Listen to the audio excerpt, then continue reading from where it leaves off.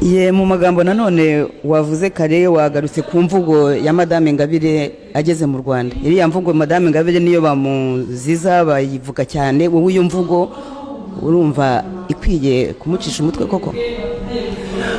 Imvugo yo iri clear, ntabwo burya hariho ibintu ushobora gupfukirana.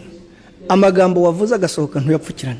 Imvugo Ingabire yavuze ntabwo irimwo amacakubiri cyangwa guteranya, ariko kubera leta y'u Rwanda ikoresha kiriya kintu cya jenoside nk'igikoresho cyo gukangisha abahutu kugira ngo batavuga n'abatavuga rumwe na leta, nicyo bagerageje gukoresha kuri Ingabire ngo arapfobya jenoside, yazanye ingengabitekerezo. Ariko imvugo we yavuze ko bibabaje kuba abatutsi barakorewe jenoside, abonye n'urwibutso rw'abatutsi bapfuye bimubabaje, yajyanye n'indabyo kuri urwo rwibutso. Ariko arabaza ati hari abahutu bishwe bazira ubusa, ntabwo bigeze bahabwa ubutabera, ntabwo bigeze bagira ubakurikirana ngo abaze ese aba bantu bo bazize iki. Ntabwo ubwiyunge bw'abanyarwanda buzaboneka abo bantu nabo badahawe agaciro. Ibyo nibyo twese turwanira. Niyo mpamvu ngaruka ku mvugo ye itigeze itandukanya abanyarwanda, ahubwo kuri leta y'u Rwanda ntabwo igikwemera.